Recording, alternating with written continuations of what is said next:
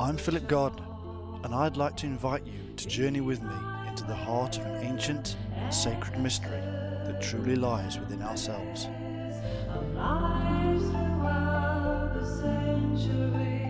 This is a journey of ages, and one that transcends ordinary human thought. It is the secret at the very heart of the Temple of Solomon.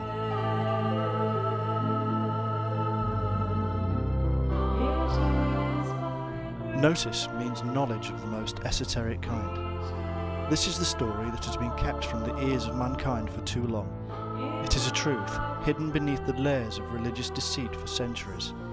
This is the truth behind the world's most infamous secret societies, including the Knights Templar. It is the revelation of the arcane secrets of mankind and the amazing discovery of the secret of Solomon's Temple. You cannot live life until you have Gnosis.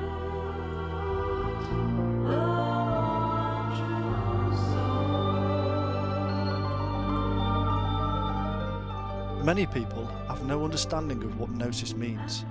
Others think that it simply means knowledge and leave it at that. Yet there is a deeper meaning attached to this word. It is a word that gave rise to the title Gnostic, or one who has this special knowledge. They practiced a spirituality that was distinctly more Eastern than the Western version of Christianity we see around us today. The term Gnosis, in truth, is the direct mystical experience of the divine in the self. It is the realization of the true nature of ourselves and cannot be discerned through intellectual dogma and doctrine. For whoever does not know self does not know anything, but whoever knows self already has acquired knowledge about the depth of the universe. So were the words of Christ according to St. Thomas, and these few words reveal the depth of the belief in this peculiar and seemingly difficult to comprehend system. It seems we are being told by the ancients that the most important place to search for truth, the divine, and for ultimate knowledge of the universe is within ourselves.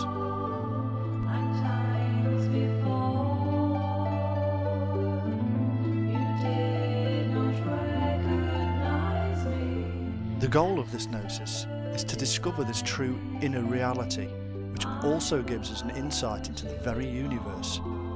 I shall give you what no eye has seen, what no ear has heard, and what no hand has touched, and what has never arisen in the human mind.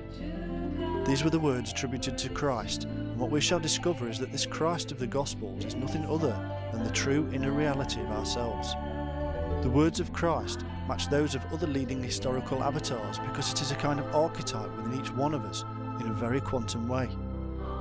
If we can obtain the wisdom and knowledge of this true Christ, then we shall be able to see what no eye has seen and hear what no ear has heard. We shall truly touch what has never arisen in the human mind, because what we shall see is much more than just the creation of this human mind of ours.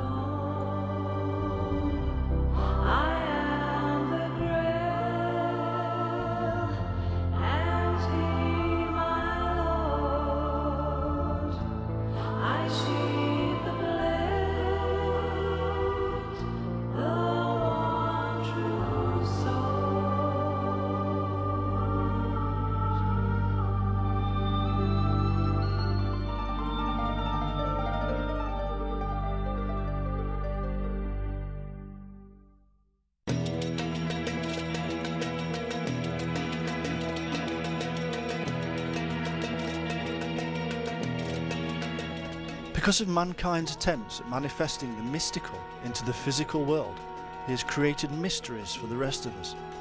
The secret knowledge presented here would have resulted in my own tormented death at the fiery stake had I written so blatantly in previous centuries. Only those who already knew the secrets had the eyes to see and the ears to hear. Men whom we would today class as alchemists and occultists hid their understanding behind language and imagery that was multi-layered. In order for us to fully comprehend exactly what this Gnosis is, we must first understand the background and history to this hidden world. We must come to an understanding that our present orthodox history is basically incorrect. Over the course of the last few centuries, there has been an ongoing rewriting of history by those in power, both ecclesiastical and political. As any good historian will tell you, the history of the world has been written mainly by the victors. The victory could be a military conquest, a political or religious campaign. Either way, the losers are generally silenced and eradicated from their history books, or even vilified and made to look foolish. When we are told that the war was won by the glorious and good, we must be wary of what we read. The same is true when we read of the supposed victories of, say, Christianity. We read, for instance, that St. Patrick went to Ireland and defeated the serpents, eradicating the country of all the indigenous snakes. This is blatantly not true, as Ireland has no snakes.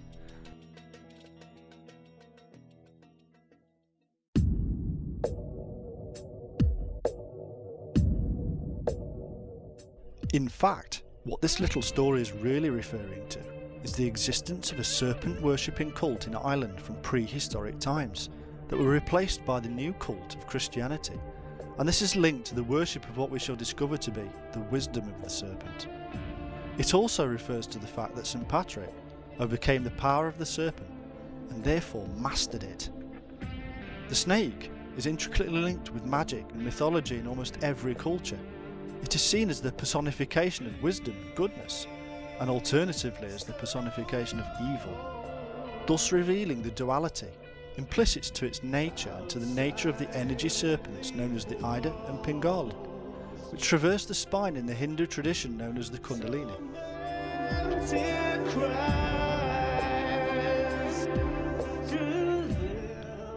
This Kundalini explains one of the reasons why the serpent or snake was used in all wisdom literature, as the Kundalini was the expression of the path to true wisdom. Its dual nature as both the cure and the killer is almost unique.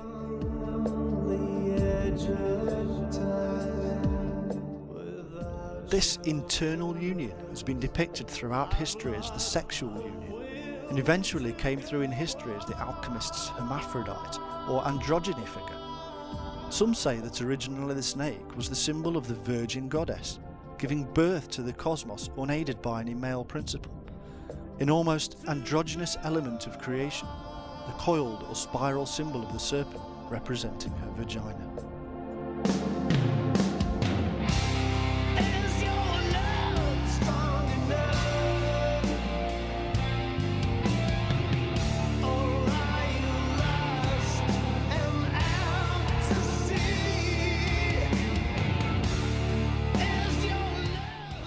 In Egyptian mythology, the pyramid texts speak of the snake as celestial, earthly, and subterranean, a trinity aspect. As the divine phallus, the serpent was in perpetual copulation with Mother Earth and represented the axis mundi, passing through all three realms of hell, earth, and heaven. All of this is symbolic of opening up a pathway in ourselves to allow an internal dialogue between our lower nature and our higher senses or consciousness.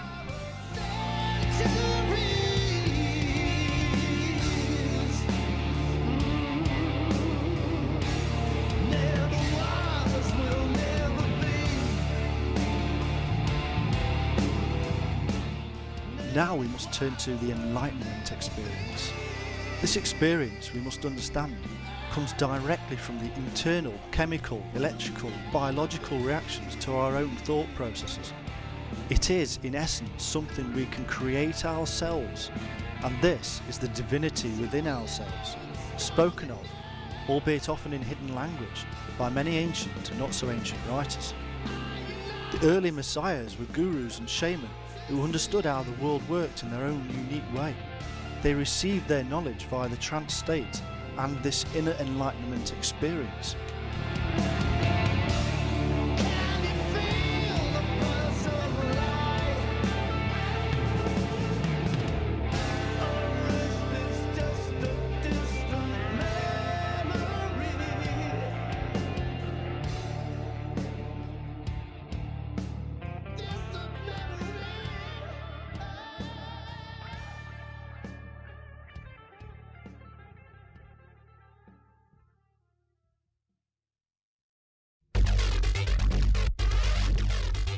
This energy is nothing more than the serpent fire, solar force or pranic energy of the serpent worshipping mystics of the world.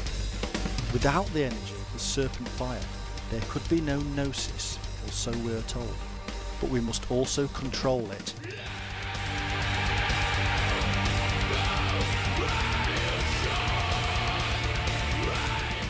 And yet, what is this energy?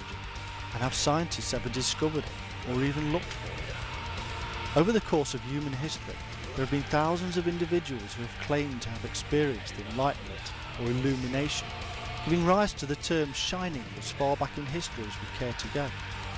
If it is true that mankind across the world and across time has been having these experiences, and they are very real experiences, then it is true to state that they must be brought on by some kind of energy. This energy is both the electrical charge within the nervous system to the brain and the chemical and biological reactions within our brain, brought on by numerous methods of meditation, prayer and dervish. These ancient methods were discovered over the course of tens of thousands of years and have been perfected by initiates and adepts in many cults and creeds. The methods do work. They do create altered states of awareness via the electrical, biological and chemical reactions that they generate.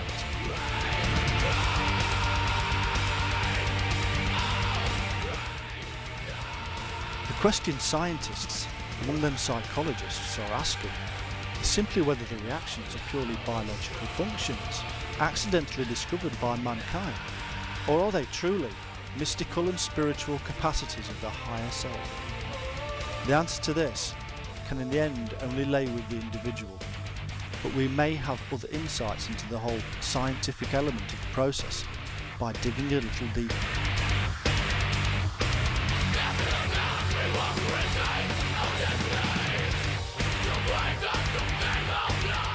In ancient Sanskrit, there is a word known as sunya, and simply put, it means zero and is related to a modern concept known as the void. How is this ancient metaphysical concept of nothingness related to a modern quantum world we call the void? And how is this related to the ultimate knowledge of mankind? Imagine, if you will, a large sea or lake. We know in our Western world that this body of water is made up of tiny molecules, which themselves are made up of atoms. Inside these amazing atoms we discover a mini solar system, not dissimilar to the solar systems we see ourselves. This mini solar system is made up of a nucleus, which is equated with the Sun, with electrons revolving around it like planets. The space between these mini stars and planets is the science of the void, and is no different to the void of the space between the Sun and its orbiting planets. In actual fact, the majority of both the mini solar system in the atom and that of the macrocosmic solar system is made up of this void. Incredibly, if we were to travel even further into the centre of the nucleus, we would find exactly the same thing again.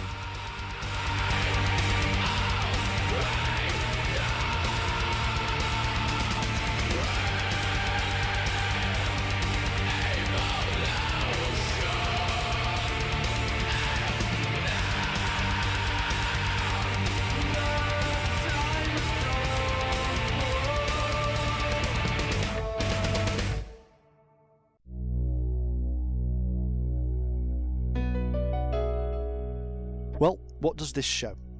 So far, and for the relationship to the ancient teachings, it reveals to us the truths behind the concepts of as above, so below, from the infamous Hermetic Emerald Tablet attributed to Hermes, and well known in the occult and alchemical world. This void or 0 point energy is in fact the substance of thought. It is the quantum realm of our real consciousness. Through the entanglement of particles known today as quantum entanglement, these thoughts can indeed, through modern science, be entangling with other particles, and hence what we have is what the alchemists called the universal mind, or in popular terms, God. The world of the mystic and the enlightenment process is nothing more than the accessing of this universal mind via the ability to be conscious of the point of quantum entanglement, to be aware of the unconscious world and the numerous connections between our mind at the subatomic level and the subatomic universe.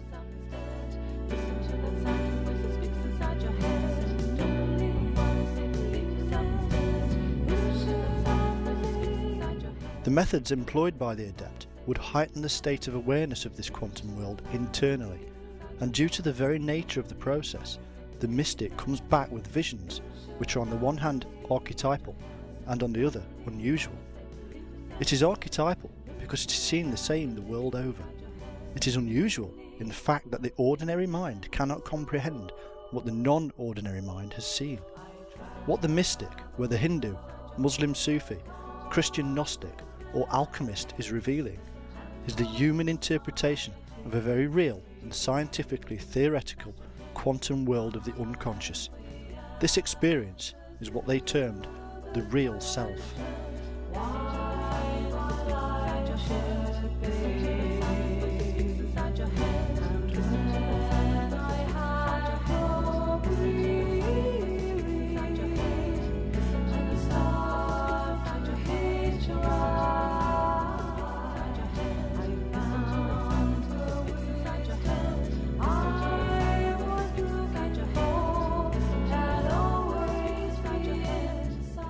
The experience of our own self-consciousness remains a universal constant, just as the ancients believed Christ is all and in all.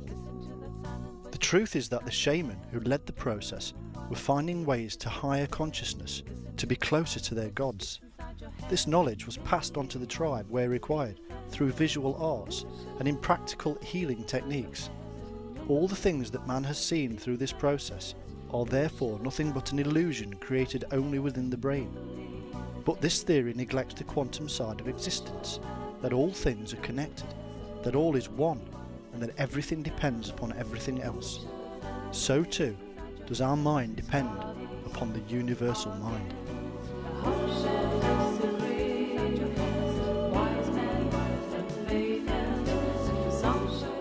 There can be no doubt that various drugs bring on a process known to the mystics as the Enlightenment. There can equally be no doubt that these processes can also be brought on via physical and mental actions, creating neuron transmissions which affect our thoughts and release chemical hormones. But all of this is simply reducing the process down to a scientifically physical, biological and chemical action. The question is not how the experience is brought on. The question is, what truth is there to it? Is this process a truth of human evolution? And is this process being caused by the union of ourselves with the collective superconscious state or the universal mind? Are we in fact creating our own evolution in a quantum universe?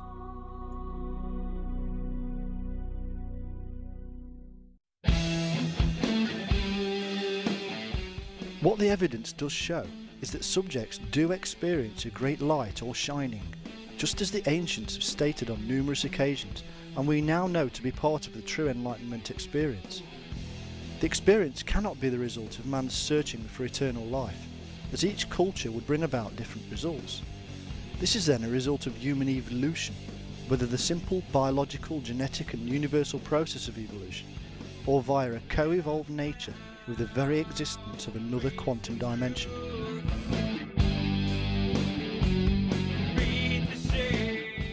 This would explain the serpent image, which has been seen both as the double helix of DNA and as energy waves. Either way, the wavy line, physically manifested on this level of existence as the snake, is a universal image underlying the very basic levels of existence itself.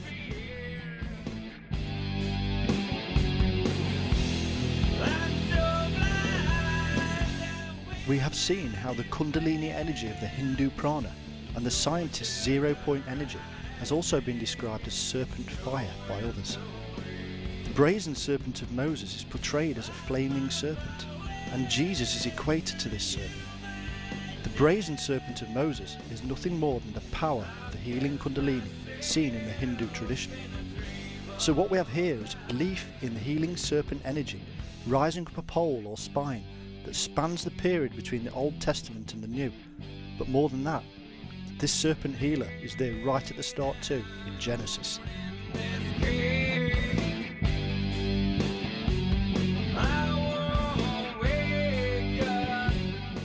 And the woman said to the serpent, "We may eat the fruit of the trees of the garden, but of the fruit of the tree which is in the midst of the garden, God has said, 'You shall not eat it, nor shall you touch it lest you die.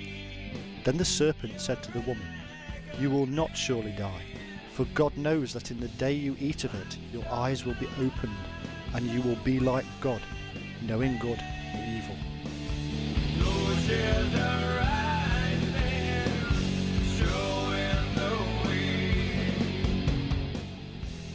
So eating the fruits of the tree that is in the midst of the garden, which can only be the tree of knowledge of good and evil, or the tree of life, will make you like God.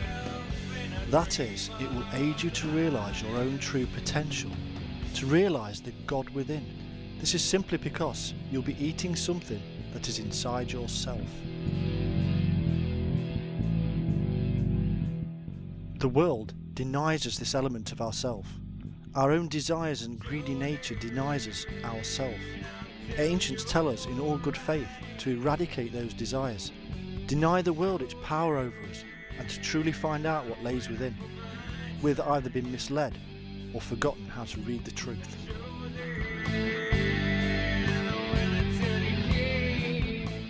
Early Gnostic texts regarded Eve as the serpent herself, guarding the secrets of divine immortality and wisdom. They taught that the Hebrews had regarded Eve with jealousy and stole the creation of mankind from the serpent and attributed it to Yahweh. How right they were, and yet they were called heretics for their statements. At other points in tradition, the Eve myth takes on masculine edge when she is married to Ophion, Peleus, or the Agatha demon, all great serpent deities, and all showing clearly that the fables of Genesis are based upon a serpent cult and the union of the serpentine energies we know as the Kundalini in Hindu tradition.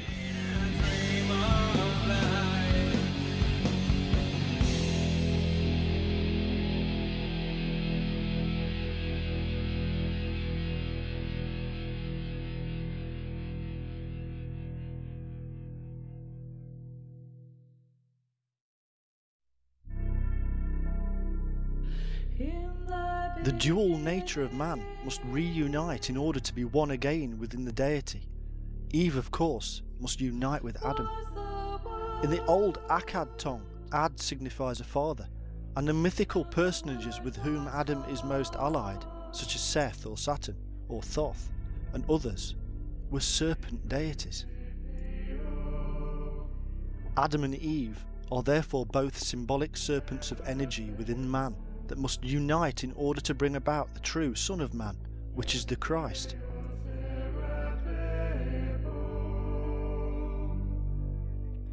Christianity, or more to the point Gnostic Christianity, early on developed this ancient system until the concept of the Holy Trinity was finally written down.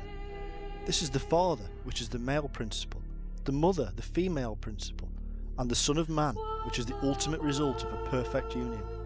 This is why Jesus is God and also the Son of God, because he is the result of the reuniting of the elements of division of the one God.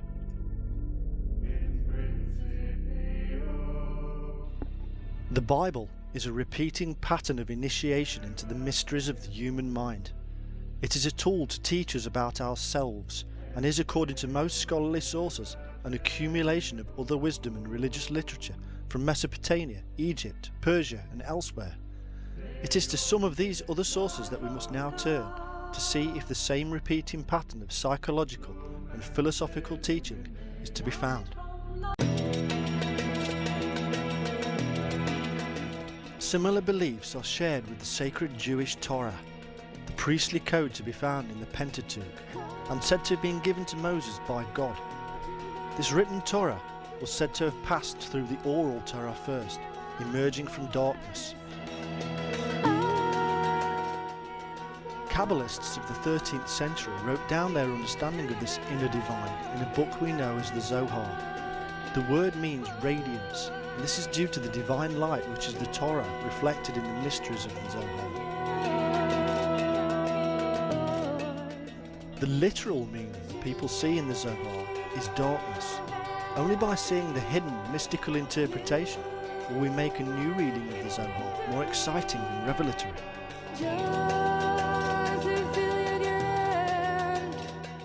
The tree, seen in the Zohar, is said to produce fruit through the water that God provides. God's water is called Chokmah and means wisdom. It is Sophia, or wisdom, that will enable the tree to bear fruit, which is the soul of a righteous man. Shekinah will only dwell with the righteous, and only through hieros gammus, or holy union of the male and female principles, is this possible.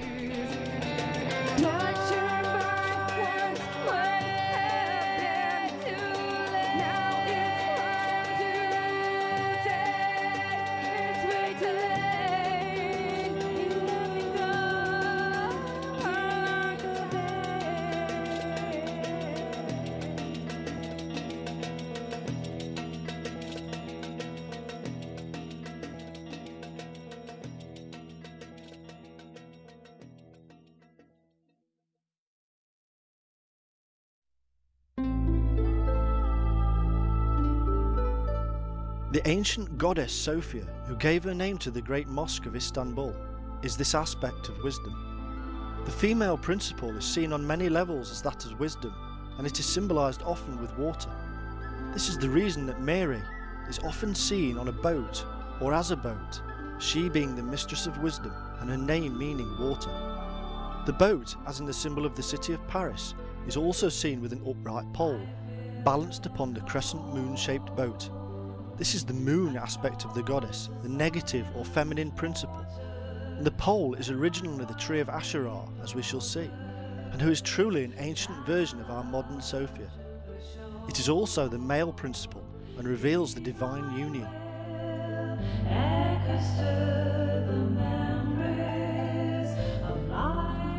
The title of Asherah in Phoenicia, North Africa, is Tanith, meaning serpent lady.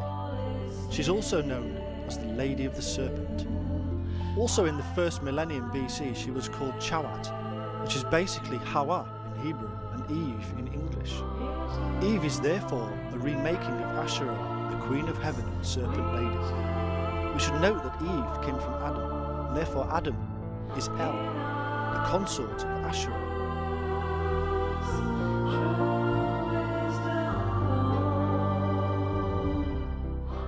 Asherah is the serpentine or feminine aspect of one of the original versions of the Hindu Kundalini. She appears 40 times in the Hebrew Bible and in 9 books. Asherim, which also appears in the Bible, are actually manufactured wooden poles made to mimic the Asherah trees. One of her symbols is actually 2 entwined serpents upon the Asherah pole or tree of life. Asherah, quite simply, is the female energy on the tree of life, the goddess of life, bearing fruit in the arid desert, sustaining.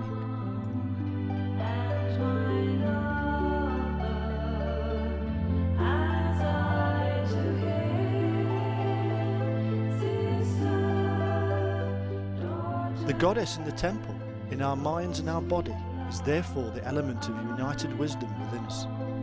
This concept was part and parcel of the Temple of Solomon. It was in the very precincts of that holy place that the religious authorities tried to wipe it out again and again.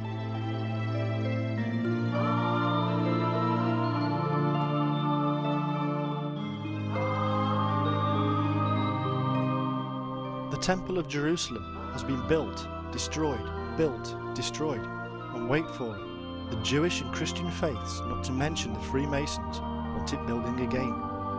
Why is this temple so important? And why is it, like the nation of Israel, knocked down and rebuilt so many times throughout the Bible?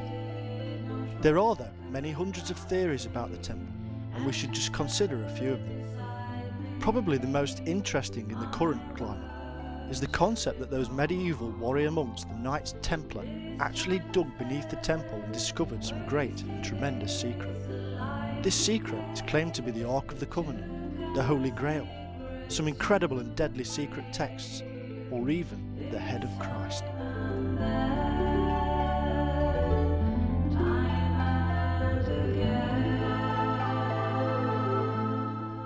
As most of the world seems to have gone mad on the Knights Templar, and as they seem to be intricately involved in the whole story of the temple itself, then we'd better spend a few moments considering their role in the history of it. This in itself may lead us into the real secret of the temple.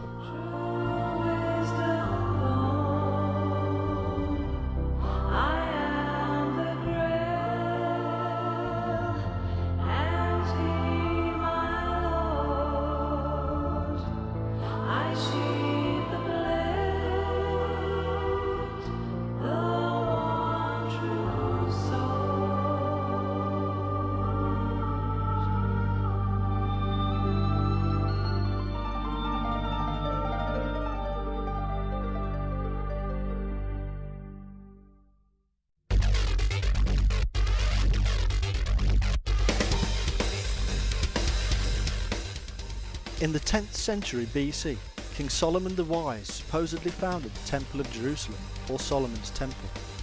This was not, as is widely perceived, a Jewish temple.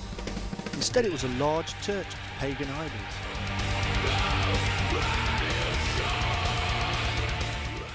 Solomon, according to tradition, had hundreds of wives and hundreds of concubines, all of which came from across the Middle East, and all of which worshipped different gods. All these gods were represented in this great centre of Middle Eastern religion. There is, though, absolutely no evidence from other surrounding nations that any of this happened.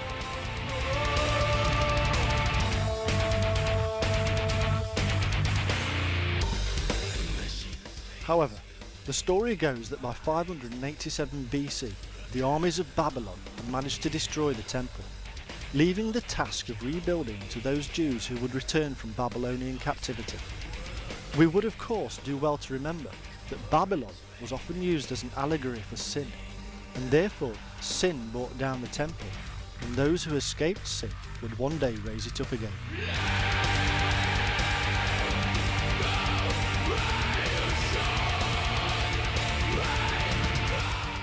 The temple is intricately linked with the now infamous Knights Templar.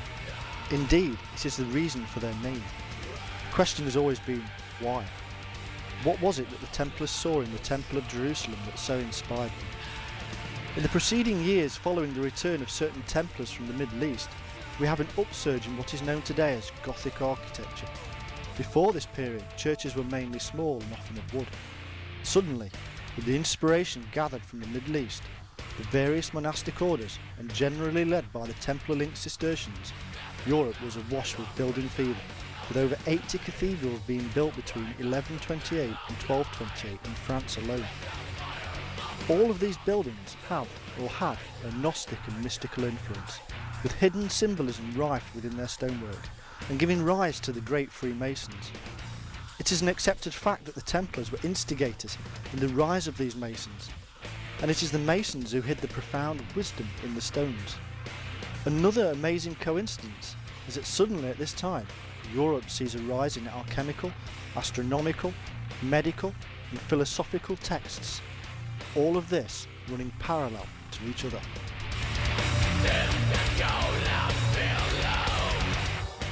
The temple then was not made for one god, but for numerous gods, and anybody who wished to worship their own god was in the right place regardless. This was a place of union, a joining of the opposites seen in the Kundalini experience, where the male and female, positive and negative, are joined to bring about true illumination. It was this mystical experience that was at the heart of the Templar attempted revival. This is what the upsurge in alchemical texts speak of.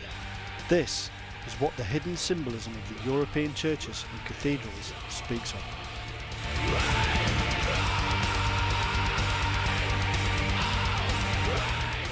So now we understand the enlightenment or illumination of the mind. This very understanding was then taken further and brought to Europe, where it was physically manifested in the great cathedrals and churches. And all of this from the findings of the Crusaders in the Middle East.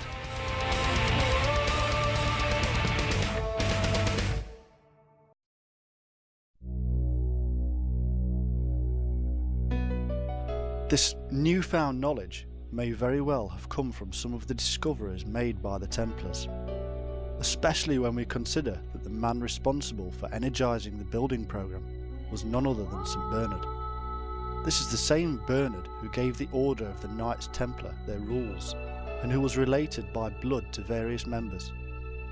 In all likelihood, the new building influence came about through the fresh and invigorating contact with Islamic and Middle Eastern architecture, and the Islamic mathematical advances which had passed Europe by for centuries. The Muslims had two sides, the esoteric and the exoteric, and the buildings of Europe were now somehow matching this hidden path. The Templars now grew in wealth and power, supposedly using their newfound wisdom. Their landholding and banking systems making them one of the most powerful and feared groups in Europe. Virtually nobody could match their international strength.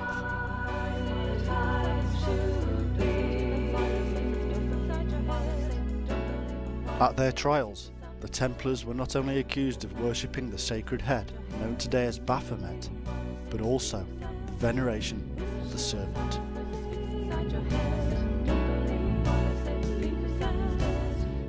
I was wondering though, whether the Templars had gained insight into the ancient wisdom we have been discussing, and whether they had included some more of the symbolism of that wisdom within their own, such as the serpent, and also whether this had grown so large and popular that it was just too dangerous for the Catholic authorities to accept.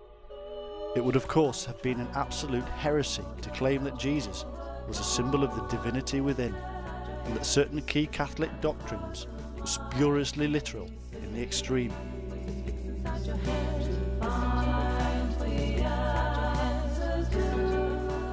A symbol seen in various forms from Sumeria to France is the Abraxas, a figure with snakes for legs, a symbol used for gods such as Oannes, and not surprisingly, this later became the symbol of the Grand Master of the Templar Order.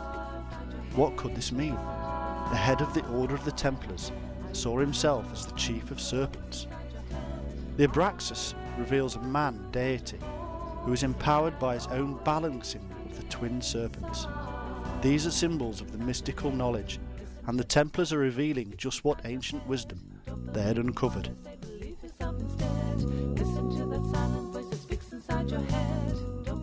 These influences must have been picked up whilst the Templars were in the Middle East, and then utilised later on. We must now turn to the builder of the temple, Hiram. Hiram was the son of a Jewish mother and a Phoenician father. He was said to have been the son of a widow of the tribe of Naphtali. There are real links between Hiram and the serpent. For instance, the standard of the tribe of Naphtali, according to Jewish tradition, is a serpent, and this could have come from Egyptian origins, as Jewish tradition states that Naphtali was the brother of Joseph, the chosen one to represent the family to Pharaoh. Hiram is said to be a son of the tribe of Dan, and even the tribe of Dan had an emblem, which was amazingly the serpent. Hiram was credited with certain tools which could pierce stone. Stone is symbolic of wisdom and foundation. Hiram's tool, therefore, could pierce the veil of wisdom. According to the Book of Kings, the temple was built of stone before it was brought to the site. It was said by tradition that neither hammer nor axe nor any tool of iron was used in the building. So how was it built? This in itself is a paradox which can only be answered by the true secret of the temple being revealed.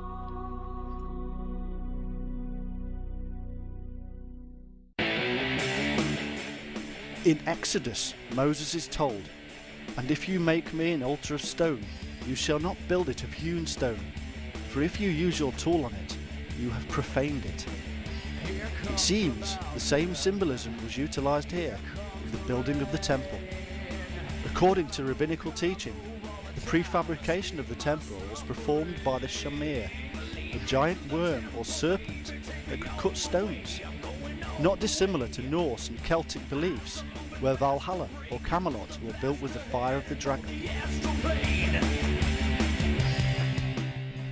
The wisdom of the worm or snake shamir was used in the construction of the temple.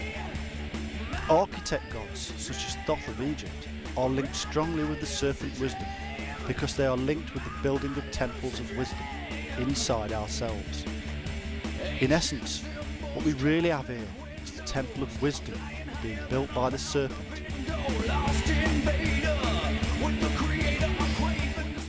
Strangely, the name Hiram actually means exalted head of the people and is closely related to Abraham or Abhiram.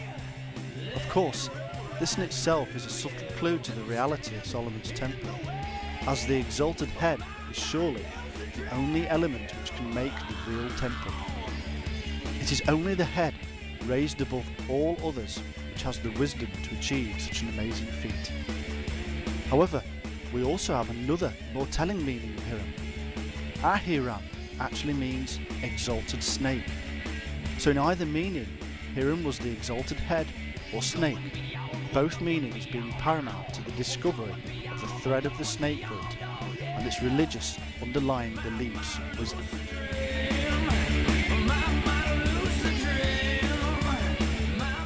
Great building works were carried out across Europe, all hiding the secret symbolism of the snake, all using the architectural skills discovered whilst on their travels in the Middle East. The brazen pillars of Hiram becoming the twin pillars of the later Masons, who themselves, like Moses, the emergent serpent, emerged from the Templars.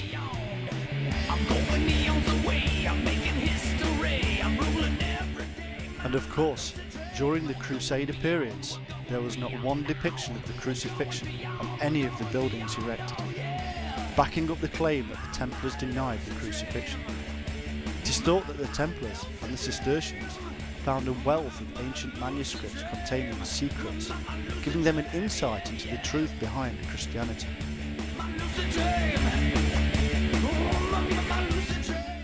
One thing that did emerge was the cult of the Baphomet head and Sophia, the elements of serpent wisdom. If they had discovered the Holy Grail, as many have said, then the secrets of the Grail were what they truly discovered.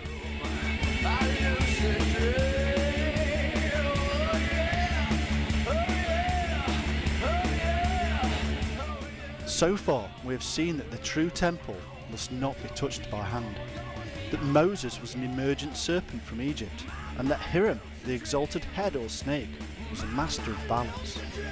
We've also seen that inside this temple was Asherah, the entwined serpent goddess worshipped across the known world under different guises, and alive and well today in the myths of Mary.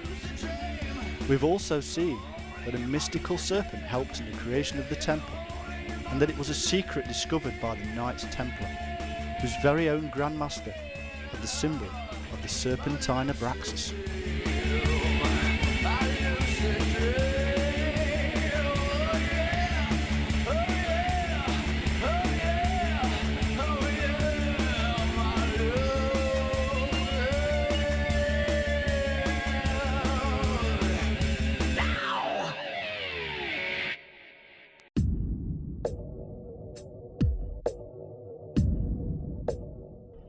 But what about the supposed real Temple of Solomon? Did it ever exist? During the period traditionally ascribed to that of King Solomon, namely 1000 to 900 BC, we are specifically talking about the Iron Age. According to Professor James Pritchard, the so-called cities of Megiddo, Giza and Hazor, and Jerusalem itself were in reality more like villages. Within their relatively small public buildings and poorly constructed dwellings with clay floors, the objects reveal a material culture which, even by the standards of the ancient Near East, could not be judged sophisticated or luxurious. The magnificence of the Age of Solomon is parochial and decidedly lackluster, but the first book of Kings implies exactly the opposite. So for there to have been a temple of the magnitude that we are led to believe, then we need an archaeological miracle. We need to uncover a massive edifice with all the surrounding magnificence that is implied. And yet the archaeology reveals villages and poorly constructed dwellings. No wonder that the exact position of the temple is hotly debated. It simply cannot be found.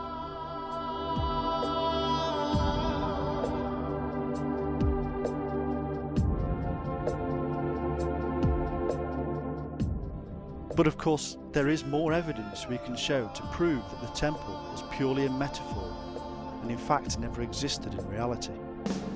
The Temple of Solomon has been called Templi Omnium Hominum Pacis Abbas, meaning the God of the Temple of Peace among men. Shortened down, this reverts to Tem of Ab and reverts backwards to Baphomet.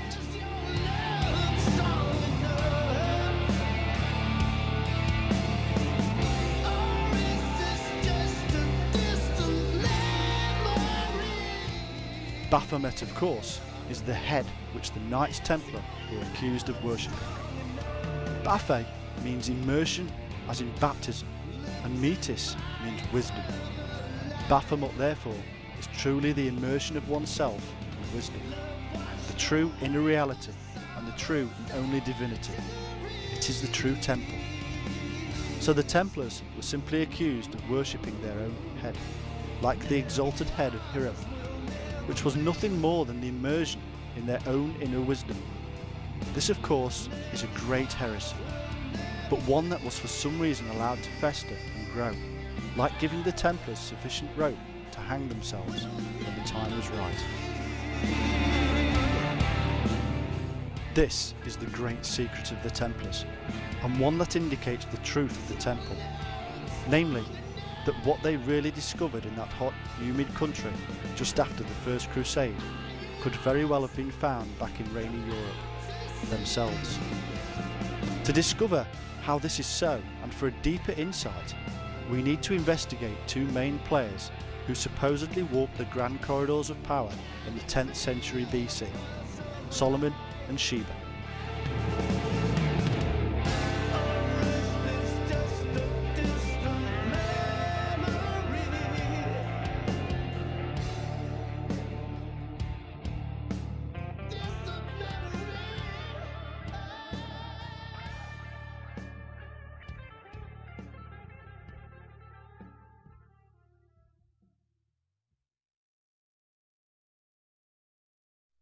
Into the Freemasons.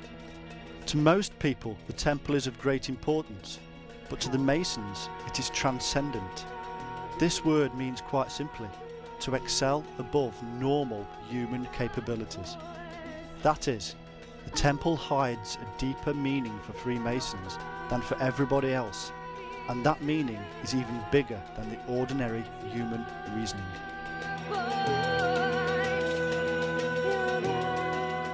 We are told that in order to build this temple, we must not use might or power, but spirit. How can we build a physical structure with just spirit? We can't, but we can build a spiritual structure with spirit. The true understanding of the Temple of Solomon will come when we understand that at every level of our lives, physical and spiritual, whether coarse or fine, whether related to ourselves or others, what we must always begin with is balance. But each level must be worked on. We must understand that there are elements which cause us suffering, and these appear and reappear, and we must repeat the cycle of eradication if we are to proceed to the next level and be free from the world of desires. Once our mind is free of all the elements which distract us, we will truly shine. Once we understand the true nature of our own interconnectedness to each other and the very universe, then we will have that knowledge or gnosis of the very thing we are aiming for, the truth of ourself.